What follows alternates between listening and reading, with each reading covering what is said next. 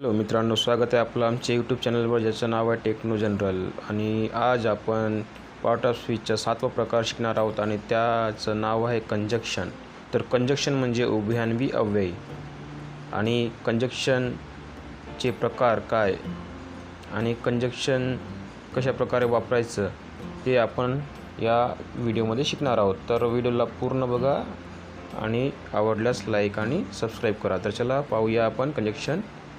चॅनलला लाईक करा, सबस्क्राईब करा आणि नोटिफिकेशनसाठी बेल आयकॉनवर क्लिक करा.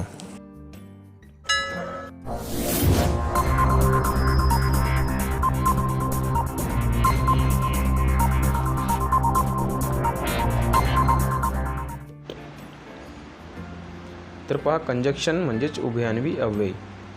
Conjunction is word which merely joins together two words, phrases or clauses in sentences. याचा अर्थ की वाक्यातील दोन शब्दांना किंवा दोन वाक्यांना जोडण्याचं काम करणाऱ्या शब्दाला कंजक्शन असे म्हणतात. तर त्याचं एक्झाम्पल जर पाहिलं तर आपल्याला ते समजू येईल. तर पहा, एक्झाम्पलमध्ये I have eaten a mango म्हणजे मी आंबा खाल्ला, आणि त्याच्यानंतर दुसरं वाक्य आहे I have eaten a banana म्हणजे मी केळ खाल्ली.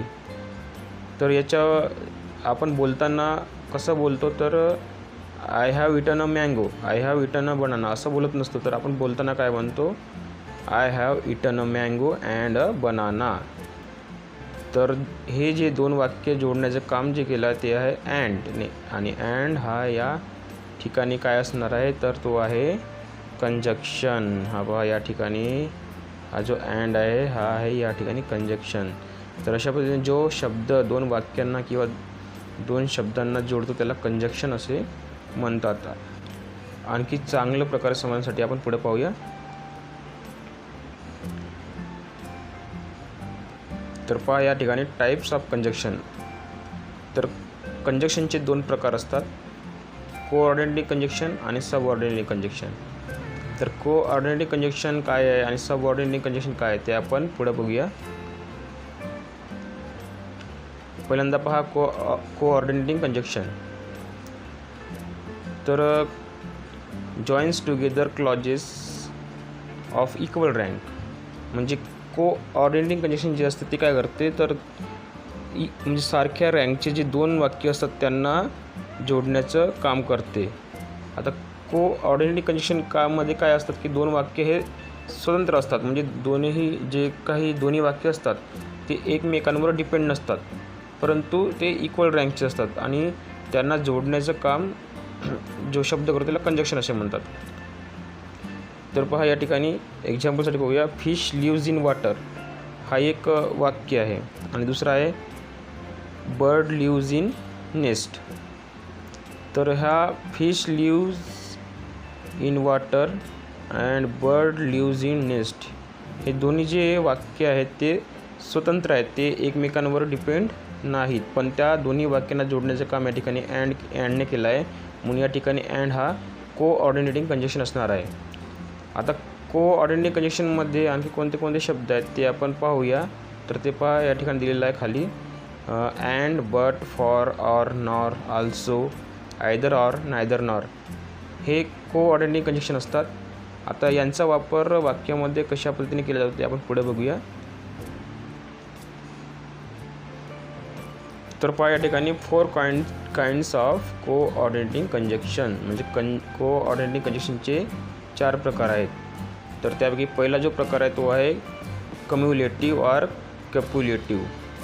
तर ते समजण्यासाठी आपल्याला खालचे जो वाक्य तो वाचायला लागेल. तर add one statement to another म्हणजे जो पहिला स्टेटमेंट असते त्या स्टेटमेंटमधून आपण दुसऱ्या स्टेटमेंटमध्ये जातो आणि त्या दोन्ही स्टेटमेंटच्या एकमेकांशी काही संबंध असतो, त्याला कम्युलेटिव्ह ऑर कॅप्युलेटिव्ह कंजक्शन असे म्हणतात. आता एक्झाम्पल थ्रू समजूया. तर पहिल्यांदा पाहूया आपण कम्युलेटिव्ह किंवा कॅप्युलेटिव्ह कंजक्शन चा वाक्य जो आहे तो आपण कसं ओळखायचं. तर त्यासाठी आपल्याला जे खालचे जे शब्द येतील त्या आधारे आपण ते कम्युलेटिव्ह किंवा कॅप्युलेटिव्ह आहेत तर ते आपण समजू शकतो. तर त्या ठिकाणी आलं पाहिजे पहा, and, as well as, both and, not only but also असे हे शब्द जर आले तर समजायचं की हे शब्द कम्युलेटिव्ह और कप्युलेटिव्ह कोऑर्डिनेटिंग कंजक्शन आहेत. तर एक्झाम्पलसाठी पाहूया आता आपण याचा वापर कसा करणार. तर पहा, पहिला जो आहे the sunset and the night fail. आता या ठिकाणी पहा काय झालं, द सनसेट म्हणजे सन काय झालं, सूर्य झाला अस्त, सूर्य काय झाला अस्त झाला आणि रात्र झाली. तर जो सूर्यास्त झाला तो ती घटना वेगळी घटना दाखवत आहे हा वाक्य, आणि रात्र झाली हा वेगळी घटना दाखवत आहे. पण त्या दोन्ही घटनांना जोडण्याचं काम अँडने केलं आहे, म्हणून या ठिकाणी अँड हा कम्युलेटिव्ह और कप्युलेटिव्ह कंजक्शन असणार आहे. त्यानंतर दुसरं वाक्य पहा, he is both singer and dancer. म्हणजे तो सिंगरही आहे आणि डान्सरही आहे. ही इज सिंगर आणि ही इज डान्सर अशा दोन्ही वाक्यांना जोडण्याचं काम बोथ अँडने केलं आहे, आणि म्हणून या ठिकाणी बोथ आणि अँड हे बोथ अँड हा असणार आहे कम्युलेटिव्ह और कप्युलेटिव्ह कंजक्शन. तर अशा पद्धतीने अँड बोथ अँड याचा वापर आपण करू शकतो. त्यानंतर दुसरा प्रकार पाहूया. तर पहा, दुसरा प्रकार जो आहे तो आहे ॲडव्हर्सेटिव्ह. आता ॲडव्हर्सेटिव्ह म्हणजे काय, तर अपोजिशन और कॉन्ट्रास्ट बिटवीन टू स्टेटमेंट. म्हणजे दोन स्टेटमेंटमध्ये विरोधाभास दाखवते. म्हणजे एक स्टेटमेंट हा दुसऱ्या स्टेटमेंटच्या विरुद्ध असते, त्यावेळेस त्याला ॲडव्हर्सेटिव्ह कंजक्शन असे म्हणतात. आणि ॲडव्हर्सेटिव्ह कंजक्शन कसं ओळखायचं, तर त्या ठिकाणी बट, एट, स्टील, हाऊएव्हर, नेव्हरलेस असे शब्द त्या ठिकाणी आलेले असतात. तर पहा, आपण वाक्यावरून समजून घेऊया. पहिलं वाक्य पहा, I felt angry but I kept quiet. आता या ठिकाणी पहा, आय फेल्ट अँग्री म्हणजे मी रागात होतो, मी रागावलेला होतो पण मी शांत राहिलो. आता असे दोन वाक्य आहेत आणि त्या दोन्ही वाक्यांना जोडण्याचं काम या ठिकाणी बटने केलेलं आहे, आणि म्हणून या ठिकाणी बट हा ॲडव्हर्सेटिव्ह कोऑर्डिनेटिंग कंजक्शन असणार आहे. दुसरा वाक्य पाहूया, I was annoyed still I kept quiet. हा पण तसंच आहे, मी दुखावलेला होतो परंतु तरीही मी शांत राहिलो. तर हा या ठिकाणी स्टीलचा वापर केलेला आहे. तर या स्टीलचा वापर कसा करायचा ते पण या ठिकाणी सांगितलेलं आहे. तर स्टील आणि बट हे यांच्या अगोदर जो वाक्य आहे त्या वाक्याच्या शेवटी कॉमा लावायचा आणि त्याच्यानंतर त्याचा वापर करायचा, आणि ह्या दोन्ही वाक्यांना जोडण्याचं काम या ठिकाणी स्टीलने केलं आहे, म्हणून या ठिकाणी स्टील हा ॲडव्हर्सेटिव्ह कोऑर्डिनेटिंग कंजक्शन असणार आहे. त्यानंतर तिसरा प्रकार पाहूया. तिसरा प्रकार जो आहे तो डिसजंक्टिव्ह और अल्टरनेटिव्ह. म्हणजेच या ठिकाणी पर्याय दर्शवलेला असते. दोन वाक्यामध्ये आपल्याला पर्याय दर्शवलेला आहे असं भास होते, त्या वाक्यांना डिसजंक्टिव्ह किंवा अल्टरनेटिव्ह कोऑर्डिनेटिंग कंजक्शन असे म्हणतात. आता या ठिकाणी खाली पहा, express a choice between two alternatives. म्हणजे दोन पर्यायामध्ये चॉईस दिलेली असते किंवा दर्शवलेलं असते, त्या वाक्याला किंवा त्या शब्दाला जोडण्याचं काम जे शब्द करतात त्याला आपण डिसजंक्टिव्ह किंवा अल्टरनेटिव्ह कोऑर्डिनेटिंग कंजक्शन असे म्हणायचं. आणि ते जोडण्यासाठी जे शब्द वापरतात ते कोणते ते पाहूया. तर पहा, या ठिकाणी either or, neither nor, else, otherwise असे शब्द वापरलेले असतात. एक्झाम्पल पहिलं पहा, she must work hard otherwise she will fail. या ठिकाणी पहा, तर काय केलं, या ठिकाणी तिला खूप परिश्रम करायला पाहिजे नाहीतर ती फेल होणार, नापास होणार. आता या ठिकाणी पर्याय दिलेला आहे, म्हणजे आपल्याला असं भासत आहे की त्या ठिकाणी अल्टरनेटिव्ह वापरलेला आहे. म्हणजे एकतर तिनं काय करायला पाहिजे, परिश्रम हार्ड करायला पाहिजे, नाहीतर ती काय होईल, फेल होईल. म्हणजे असे हे अल्टरनेटिव्ह दर्शवत आहे किंवा आपल्याला भासत आहे ते, आणि त्याच्यामुळे हा असणार आहे जो अदरवाईज जो आहे तो अदरवाईज असणार आहे डिसजंक्टिव्ह किंवा अल्टरनेटिव्ह कोऑर्डिनेटिंग कंजक्शन. त्यानंतर दुसरं वाक्य पहा, either you are Suresh is at fault. म्हणजे एकतर तू किंवा सुरेश दोघांपैकी कोणीतरी चूक करत आहे. म्हणजे या ठिकाणी सुद्धा आपल्याला काय भासत आहे की पर्याय दिलेला भासत आहे. म्हणजे एकतर तू किंवा मग सुरेश या दोघांमध्ये पर्याय दिलेला आहे आणि म्हणून या ठिकाणी सुद्धा जो आयदर ऑर या शब्दाने या दोन वाक्यांना जोडलेला आहे आणि म्हणून या ठिकाणी आयदर ऑर असणार आहे. डिसजंक्टिव्ह ऑर अल्टरनेटिव्ह कोऑर्डिनेटिंग कंजक्शन. त्यानंतर चौथा प्रकार पाहूया.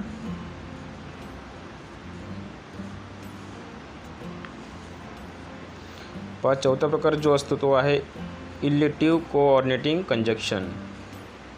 तर इलेटिव्ह कंजक्शन म्हणजे काय, तर एक्सप्रेस अँड इन्फरन्स, म्हणजे ज्या वाक्यातून पहिल्या वाक्याचा परिणाम दर्शविलेला असतो. पहिल्या वाक्याचा परिणाम हा दुसऱ्या वाक्य दर्शवतो आणि त्या दोन वाक्यांना जोडण्याचं काम जे कंजक्शन करते त्याला इलेटिव्ह कोऑर्डिनेटिंग कंजक्शन असे म्हणतात. तर त्या ठिकाणी ते दोन वाक्य जोडण्यासाठी आपण फॉर, सो, देअरफॉर असे शब्द वापरतो. तर या ठिकाणी पहा, एक्झाम्पलसाठी पाहूया. पहिला एक्झाम्पल पहा, he will pass for he works hard, म्हणजे तो पास होईल कारण तो खूप परिश्रम करतो. या ठिकाणी फॉर हा कारण दाखवण्यासाठी वापरलेला आहे आणि म्हणून या ठिकाणी फॉर हा इलेटिव्ह कंजक्शन असणार आहे. त्यानंतर दुसरा जो वाक्य आहे तो पहा, he did not work hard so he failed. या ठिकाणी सो हा शब्द वापरलेला आहे दोन्ही वाक्यांना जोडण्यासाठी आणि म्हणून या ठिकाणी सो हा इलिटेटिव्ह कोऑर्डिनेटिंग कंजक्शन असणार आहे. म्हणजे he did not work hard म्हणजे तो खूप परिश्रम करत नाही आणि म्हणून तो काय होईल, फेल्ड होईल, म्हणजे नापास होईल. म्हणजे या ठिकाणी दोन्ही वाक्यावर आपल्याला काय दिसत आहे की जो पहिला जो वाक्य आहे त्याचा परिणाम दुसरा वाक्य दाखवत आहे किंवा निष्कर्ष, परिणाम किंवा निष्कर्ष दाखवते. तर अशा पद्धतीने जर आपल्याला त्या वाक्यामध्ये जर भासत असेल की पहिल्या वाक्याचा निष्कर्ष किंवा परिणाम दुसरा वाक्य दाखवत आहे तर त्यावेळेस तो इलिटेटिव्ह कोऑर्डिनेटिंग कंजक्शन असतो. तर अशा पद्धतीने 4 प्रकार आपण कोऑर्डिनेटिंग कंजक्शनचे पाहिलेले आहोत. त्यानंतर सबऑर्डिनेटिंग कंजक्शन कसं ओळखायचं ते पाहूया आपण. तर पहा, दुसरा जो प्रकार आहे, जो मेन टाईप जो आहे तो आहे सबऑर्डिनेटिंग कंजक्शन. तर त्या ठिकाणी त्याचा काय अर्थ होतो ते पाहूया. Joins a clause to another on which it depends for its full meaning. म्हणजे सबऑर्डिनेट कंजक्शनमध्ये काय असते तर एक मेन क्लॉज असते आणि दुसरा सबऑर्डिनेटिंग क्लॉज असते. तर जो मेन क्लॉज म्हणजेच एक मुख्य असते आणि त्याच्यावर आधारित दुसरा वाक्य असतो. त्या वाक्यांना किंवा त्या कंजक्शनला सबऑर्डिनेटिंग कंजक्शन असे म्हणतात. आता आपण उदाहरणाच्या द्वारे जर पाहिलं तर आपल्याला ते आणखी चांगल्या प्रकारे समजून येईल. आता एक्झाम्पलसाठी पाहूया. या ठिकाणी I read story book because it interests me. आता या ठिकाणी काय केलं की मी गोष्टीचं पुस्तक वाचतो कारण ते मला मनोरंजक वाटते. आता या ठिकाणी इट इंटरेस्ट मी हा आय रीड स्टोरी बुकवर डिपेंड आहे आणि म्हणून या ठिकाणी जो बिकॉज आहे तो सबऑर्डिनेटिंग कंजक्शन आहे. तर पहा, सबऑर्डिनेटिंग कंजक्शन म्हणून जे शब्द वापरले जातात ते शब्द कोणते आहेत तर पाहूया आपण या ठिकाणी. तर ते आहेत after, because, if, that, though, although, till, before, unless, as, then, where, while. तर ते आता पुढं आपण उदाहरणाद्वारे समजून घेऊया. पहा, सबऑर्डिनेटिंग कंजक्शन जे आहेत ते classified according to their meanings, म्हणजेच ते त्यांच्या अर्थावरून आपल्याला ते समजून घ्यावं लागते. तर ते जे अर्थ कसं समजायचं आपण, तर त्यासाठी आपल्याला खालील 7 मुद्द्यांचा विचार करावा लागेल. तर पहा, पहिला जो आहे तो आहे टाईम. तर टाईम दर्शक जे वाक्य आहेत त्यांना जोडण्यासाठी बिफॉर, सिन्स, आफ्टर हे कंजक्शन वापरतात. त्यानंतर कॉज ऑर रिजन म्हणजेच कारण दर्शनासाठी जे शब्द असतात किंवा कारणदर्शक जे कंजक्शन असतात ते आहे बिकॉज, सिन्स, ॲज, इटीसी. त्यानंतर पर्पज म्हणजे हेतुदर्शक जे कंजक्शन आहेत ते आहेत सो दॅट. त्यानंतर रिझल्ट ऑर कॉन्सिक्वेन्स, तर परिणामदर्शक जे कंजक्शन आहेत ते आहेत दॅट किंवा सो. त्यानंतर कंडिशन, तर परिस्थितीदर्शक जे कंजक्शन आहेत त्यासाठी इफ किंवा अनलेस वापरतात. त्यानंतर कन्सेशन, तर कन्सेशनसाठी दो किंवा अल्दो वापरतात. त्यानंतर कंपॅरिझन म्हणजे तुलना करण्यासाठी दॅन हे कंजक्शन वापरतात. तर अशा पद्धतीने आपण कोऑर्डिनेटिंग आणि सबऑर्डिनेटिंग कंजक्शन शिकलेले आहोत आणि त्याचे उपप्रकारसुद्धा शिकलेले आहोत. त्यानंतर पाहूया पुढं, certain words are used both as preposition and conjunction. म्हणजे कधीकधी जे कंजक्शन असतात ते प्रिपोजिशन म्हणून सुद्धा वापरतात आणि कंजक्शन म्हणून सुद्धा वापरतात. जर तुम्हाला ते प्रिपोजिशन आणि कंजक्शनचा वापर कसा करायचा हे जर तुम्हाला जाणून घ्यायचं असेल तर तुम्ही मला कमेंट बॉक्समध्ये कमेंट करा आणि मी त्यावर आधारित एक सेपरेट व्हिडिओ बनवणार आणि त्याद्वारे तुम्हाला प्रिपोजिशन आणि कंजक्शन म्हणून त्या शब्दाचा कधी वापर करायचा ते सांगणार. तर तुम्हाला जर व्हिडिओ नक्कीच आवडला असेल तर लाईक करा आणि सबस्क्राईब करा. थँक्यू.